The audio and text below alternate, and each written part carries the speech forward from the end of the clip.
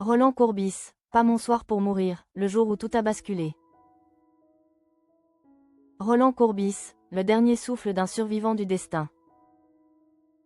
Le sifflet final a retenti dans la pénombre de l'aube. Ce lundi 12 janvier 2026, à 5 h du matin, Roland Courbis a quitté le terrain de la vie à l'âge de 72 ans. Si le monde du football pleure aujourd'hui une voix, un accent et une science du jeu, il salue aussi un homme qui, un soir de mars 1996, avait regardé la mort dans les yeux avant de lui arracher 30 années de sursis. C'est dans l'intimité souveraine de son foyer que Coach Courbis a tiré sa révérence.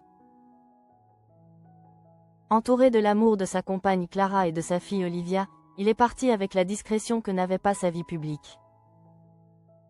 L'annonce, faite par sa famille et RMC, sa maison de cœur depuis 2 décennies, a figé le milieu sportif français. De l'Olympique de Marseille, son club formateur, à Monaco, en passant par Bordeaux ou Alger, l'émotion est unanime.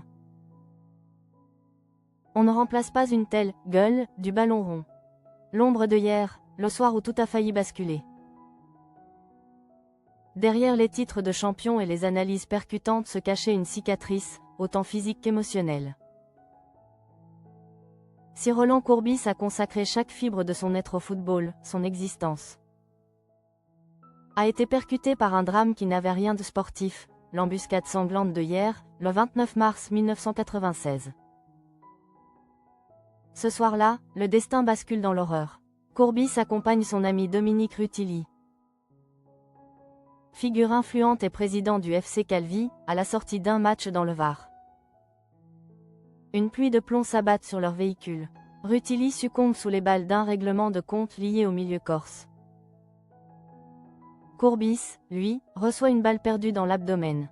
Opéré en urgence, il survit par miracle. En mars 2025, lors d'une confidence poignante dans l'émission « C'est pas le jour »,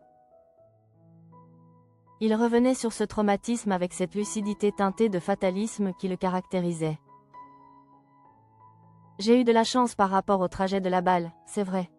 Mais je n'ai pas eu de chance de me retrouver là. Ça fait partie des souvenirs dont je me serais bien passé, un destin freiné, mais une légende forgée. Ce passage par les ombres de la vie nocturne et des amitiés dangereuses a marqué un tournant. Avec sa franchise habituelle, il confessait que cet épisode avait sans doute refroidi les ardeurs de certains grands clubs européens à son égard. Mais c'est aussi cette part d'ombre et de résilience qui a forgé le personnage entier, que les Français ont appris à aimer. Roland Courbis n'était pas un théoricien en chambre, il était un homme de terrain. De chair et de sang, capable de plaisanter sur ses propres déboires. Le problème au casino, c'est que quand tu perds, tu as des ennuis avec ton banquier, et quand tu gagnes, c'est avec la justice. Le football perd aujourd'hui un entraîneur qui ne cherchait pas à être un génie, mais simplement à être moins bête que les autres. Il laisse derrière lui une carrière immense, des Girondins de Bordeaux au Montpellier HSC, et une empreinte indélébile sur les ondes, où son accent marseillais servait de boussole à des générations de supporters. Roland Courbis est parti rejoindre les étoiles du football, mais aussi les fantômes de son passé. Cette fois, ce n'était pas une balle perdue, mais le temps qui a fini par rattraper le survivant. Il restera à jamais ce coach capable de transformer une détresse en anecdote et un match de football en une leçon d'humanité.